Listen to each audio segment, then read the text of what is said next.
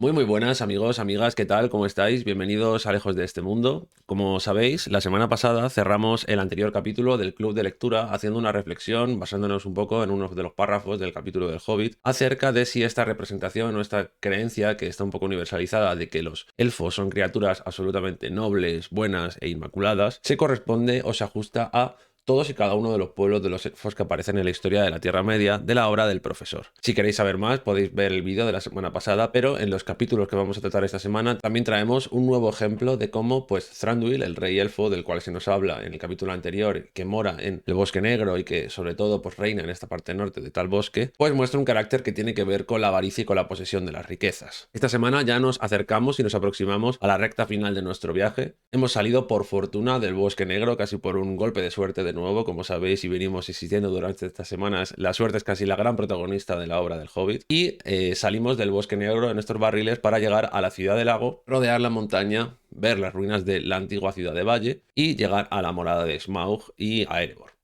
La cuestión es que en este capítulo vamos a tratar temas que son muy importantes para la Tierra Media, como quiénes son los hombres del valle, quiénes son los hombres del lago, cuál es el papel de Smaug y cómo narices tenían pensado vencerle una vez llegasen a la montaña solitaria. El caso es que, como podéis ver, aquí tenemos ya todos y cada uno de las líneas del trayecto de nuestro viaje. Hemos podido ver que cada capítulo nos ha servido para familiarizarnos con alguna parte muy importante de los pueblos de la Tierra Media. Y como podemos ver en los capítulos 3 y 9 nos hemos podido familiarizar con dos pueblos muy diferentes, tanto en temple como en carácter, en lo que tiene que ver con el papel de los elfos en la historia de la Tierra Media. De esta manera llegamos al capítulo número 10. En el capítulo número 10, para realizar primero un pequeño resumen y luego ya meternos en el meollo del asunto, se nos cuenta que Bilbo en realidad ha tomado el único camino posible que podía tomar si de verdad quería conducir a la compañía a la montaña solitaria. El caso es que debido a catástrofes naturales, a la ampliación de los pantanos y de las ciénegas que había entre el Bosque Negro y la montaña solitaria y la desolación que cruzaba la zona, el único camino viable para poder llegar del Bosque Negro a la montaña solitaria, o mejor dicho, quizás al lago Largo y con ello a la ciudad del lago, a Esgaroth, era el camino del río. Como sabemos, esta decisión Bilbo la tomó casi por suerte, porque básicamente era el único camino que se le ocurrió con este astuto plan con el que pudo sacar a los elfos de las mazmorras del rey elfo para conducirles a su destino. La pregunta que puede surgir una vez que ya hemos salido de los toneles y hemos llegado al río donde los elfos esperan para recoger las mercancías que se envían desde el reino del rey elfo, porque recordemos que en realidad estos barriles que flotan por el río para llegar a la ciudad del lago es la vía comercial que conecta la ciudad del rey elfo con los pueblos de los hombres al sur de la montaña solitaria, nos podemos hacer la pregunta de dónde estamos, qué es Esgaroth y cuál es su papel y su origen en la historia de la Tierra Media. Como podemos ver en este mapa, que se corresponde con el mapa final que hay en algunas de las ediciones del Hobbit, que generalmente pues representa un poco lo que es el Bosque Negro, el norte del este, de lo que son las Colinas del Hierro, la montaña solitaria, el lago Largo, etc., podemos ver que hay varios emplazamientos de notoria importancia. Como podemos ver en el mapa, la ciudad del lago, también conocida como Esgaroth, está un poco más al sur, pero al norte del Bosque Negro. Es el lugar en el que va a desembarcar la compañía. Algo más al norte, justo al sur de la montaña solitaria, que como la podemos ver aquí está un poco más abajo de la moneda de Smaug, estaba la antigua ciudad del Valle. La ciudad del Valle fue destruida por Smaug cuando este llegó del norte de las montañas que vamos a ver más arriba y destruyó el reino de los enanos en Erebor y la ciudad del Valle para apropiarse de las riquezas de los enanos. No obstante, pese a que la ciudad del Valle fue destruida, todos sus habitantes, o al menos sus supervivientes, fueron a vivir a la ciudad del lago, que como veremos pues es una ciudad en la que las casas son casas flotantes y hay alguna caracterizaciones e ilustraciones que son muy bonitas de ver. Y allí fue donde se instaló el linaje del rey Girio, del que procederá Bardo, como veremos más adelante. Por contrastar un poco las dos ciudades, mientras que la ciudad del lago desde el primer momento tienen un régimen de gobierno en el cual hay un gobernador elegido entre los más sabios o entre los más ancianos del pueblo. Sin embargo, en la ciudad del valle, el gobernador o el rey es una persona que sigue el linaje de Girion y que en este caso pues es bardo, por lo que podemos asociar que el modelo de gobierno es un señorío o una monarquía. La ciudad de Valle fue destruida y entonces todos los habitantes de Valle pues están viviendo en Esgaroth, en la ciudad del lago. Así como vimos en la semana anterior, todos los elfos de la Tierra Media llegaron al oeste después de despertar en el Cuivienen tras una larga travesía en la que acompañaron al Vala Orome. En el caso de los hombres sucede algo parecido. En el caso de los hombres, en vez de despertar en la edad de los árboles, despertaron en el Hildorien, en las tierras del Hildorien, muy al este del mundo, y en diferentes comitivas fueron también viajando hacia el oeste, huyendo de la influencia que el Vala Morgoth, el Vala de la oscuridad, estaba ejerciendo sobre los hombres que allí habían nacido. De entre estas casas de humanos destacan tres, que son las que llegarán a Beleriand y de las cuales luego descenderán toda la rama de los Númenóreanos que vivirán en la isla de Helena en la Segunda Edad del Sol y de la cual descenderá Aragorn. Estas tres casas que llegan a Beleriand durante la Primera Edad del Sol son la casa de Beorn, la casa de Haleth y la casa de Hador. De entre estas tres casas, la casa de Haleth no para ni siquiera en las montañas nubladas y siguen recto. Sin embargo, la casa de Beorn y la casa de Hador se divide y entonces hay gran parte que pasa de las montañas nubladas, como podemos ver, y llegan hasta Beleriand, pero hay otros que se quedan antes de las montañas nubladas para morar estas tierras que hoy conocemos como el norte del Bosque Negro, Rhovanion, y estas tierras que están justo al sur de la montaña solitaria. De esta manera podemos ver que los habitantes de la ciudad del lago, como la ciudad de Valle, los futuros Rohirrim y los Beornidas, pertenecen a un linaje o son parientes de todos aquellos hombres que habrán viajado durante la Primera Edad del Sol hasta las tierras de Beleriand. Estas casas de hombres se conocen como los hombres del norte y tienen cierto parentesco porque pertenecen, como decimos, a estos linajes de casas que más tarde luego se separaron justo antes de atravesar las montañas nubladas y por lo tanto tienen cierto parentesco con el futuro de los Númenóreanos, etcétera, aunque un parentesco lejano y separado por varias edades. Así habitaron en lo que se conoce como el Rhovanion, en la zona del este de las montañas nubladas, y tuvieron alianzas con los enanos. Como podemos ver, estas casas de hombres del norte son los Bárdidos, los Eorlingas, los Beórnidas y los hombres del lago. No obstante, puede surgir la pregunta de qué sucedió con la prosperidad de estos reinos en las que vivían en los tiempos del rey Girion y en aquellos momentos en los que el oro surgía y manaba de las montañas solitarias hasta estos pueblos de los hombres. Pues como podemos saber y como podemos averiguar, en el año 2770 de la Tercera Edad apareció Smaug del norte de las montañas solitarias y terminó con el reino nuevo de los enanos, terminó con la fuente de la riqueza, destruyó la ciudad del antecesor de Bardo y solamente se quedó el pueblo de los hombres del lago. Dicho esto, Bilbo, como sabemos, y toda la compañía llegan a la ciudad del lago, son bien recibidos por todos menos por el gobernador, quien tiene una actitud primero recelosa y luego políticamente aceptable, por así decir. A mí me recuerda mucho este gobernador de la ciudad del lago a una especie de personaje, a un Grima, a un Saruman con mucha capacidad para la palabra, con mucha mano izquierda para la política, por así decir, en cierta medida, y que conoce el temperamento de su pueblo y que simplemente pues va a utilizar todo lo que sucede luego en favor de su propio beneficio, por lo menos lo va a intentar. Así como Bardo tiene un temperamento muy parecido al de Aragorn y es un guerrero sincero, de pocas palabras, quizá adusto, pero que sabe lo que tiene que hacer y hace lo que le dice el corazón, el gobernador de la ciudad del lago, no obstante, pues es este carácter así como más astuto, más ladino, que simplemente pues quiere su propio beneficio económico, el de su pueblo, pero porque sabe que para él le va a suponer un beneficio personal. Cuando están en la posada de la ciudad del lago y están celebrando la llegada de los enanos, porque el pueblo lo percibe como una señal del final del gobierno de Smaug en la montaña solitaria, aquí nos enteramos de que Thorin y su compañía han perdido todas sus armas, se las ha quitado el rey de los elfos cuando estuvieron en su morada y en su reino, en sus cavernas, y es entonces cuando a través de los pájaros del Bosque Negro, que cumplen un poco la función de espías de los elfos en este sentido, le llevan la información al rey elfo, al Thranduil, y este promete que ninguna parte del tesoro pasará por el Bosque Negro sin su permiso. Y es aquí cuando llegamos al punto en el que volvemos a observar que el temperamento del rey de los elfos del Bosque Negro no tiene nada que ver con esa magnanimidad que a lo mejor muestra Elrond, que es una sabiduría dura, pero que en cierta medida pues no parece dejarse llevar por asuntos materiales, de riquezas, etc. Tiene más puesto el ojo en el destino de la Tierra Media, el bien de todos los pueblos libres y su destino en el futuro, pero no en cosas tan materiales y mundanas como puedan ser las riquezas de los enanos en la montaña solitaria. De esta manera, esta promesa del rey elfo, esta amenaza, nos vuelve a demostrar otra vez este carácter que se parece un poco en este sentido a la fijación que algunos otros elfos, como los Noldor durante la Primera Edad, los Noldor que tienen que ver con la familia de Fëanor y sus hijos, tienen con respecto a algunos objetos materiales que consideran de su posesión o de su provecho.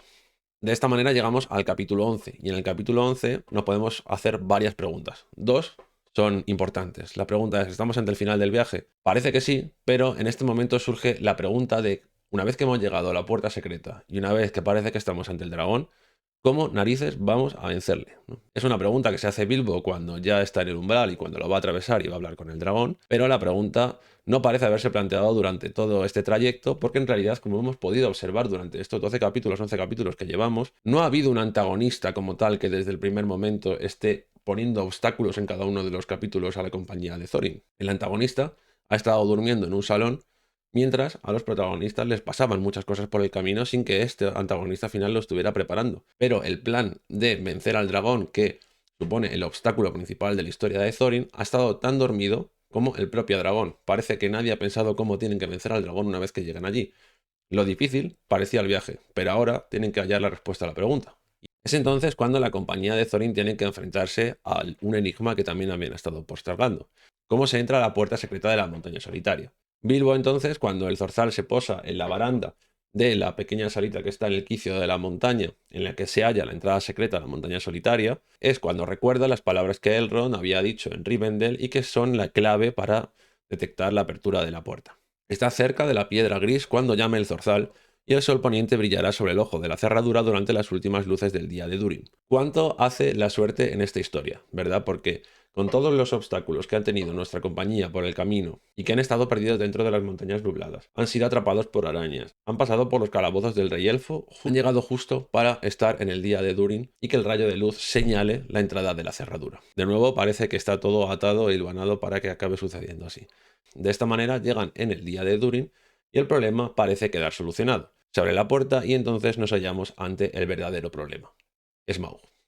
Al principio de este capítulo podemos observar uno de los foreshadowing más importantes de todos estos episodios. Para los que no conozcáis el concepto, el foreshadowing es un recurso literario del que el autor se sirve para ir anunciando o presagiando cosas que van a suceder después. El primero que hemos tenido ha sido el del asunto del zorzal. El zorzal ya ha aparecido como una criatura que parece estar pendiente de las conversaciones que mantiene la compañía. El segundo foreshadowing que hemos tenido ha sido el del rey Thranduil, cuando ha dicho que no va a permitir que ninguna gota de ese tesoro pase por el bosque sin su permiso. Es decir, ya está anunciando que si se consigue recuperar el tesoro, él va a plantar cara para tomar parte de él. Y en tercer lugar, el que tenemos es este que se nos anuncia de los enanos. Se nos dice que los enanos no son héroes, que son gente calculadora, que conoce el valor del dinero y que conoce el valor de sus obras, y que son relativamente decentes cuando no se les pide demasiado. Thorin, a lo largo de todos estos capítulos, hemos podido ver que es una persona valiente, sí, es un líder de su pueblo, pero también es una persona terca y es una persona hosca en lo que se refiere a aquellos que quieren hacerse con lo que él considera que le pertenece. De esta manera, en este capítulo, que es un capítulo crucial para la historia del Hobbit,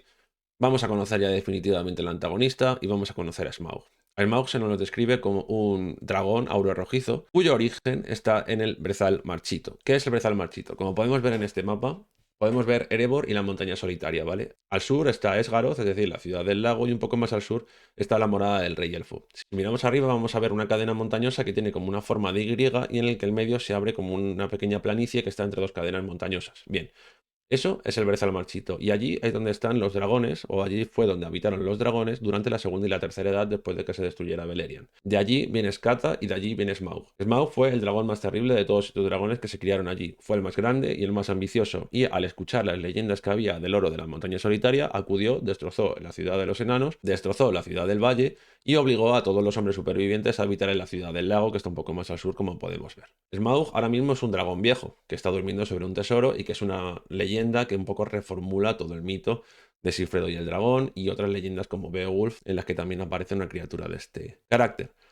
El caso es que durante este capítulo vamos a conocer a Smaug a través de todo este diálogo, que también de alguna manera nos recuerda al diálogo que tuvieron Gollum y Bilbo. Pone otra vez en juego las habilidades, por así decir, retóricas o creativas o ingeniosas de Bilbo. A Smaug se nos le presenta como una personalidad muy potente, muy ambiciosa, irresistible de palabra. Es una personalidad a la que le gustan los retos, con una intelectualidad un poco pérfida y retorcida, que nos recuerda un poco al Glaurung de los hijos de Húrin. En este sentido, el modelo y la idea de dragón sigue un poco el de la tradición europea, en el sentido en el que se nos presenta como casi una personificación del mal, de la ambición, de la soberbia, de la intelectualidad torcida, por así decir, y que sigue un poco ese arquetipo de malvado con codicia sin fin. De esta manera podemos ver que es capaz de captar las intenciones de sus interlocutores, así como Glaurung también, y que es capaz de cazar a Bilbo también cuando éste pues trata un poco de jugar con él a través de las palabras, etc. En el primer encuentro, Bilbo baja, ve al dragón, evidentemente se asusta, coge una copa y se marcha asustado cuando éste empieza a resoplar en sueños. En el segundo encuentro, Smaug ya se está haciendo el dormido, se ha dado cuenta de que le han robado una copa, ha salido fuera, ha quemado la ladera de la montaña por la que cree que puede haber salido Bilbo tras haber escapado por el pasadizo secreto, y entonces vuelve a su sala y es cuando mantienen esta conversación.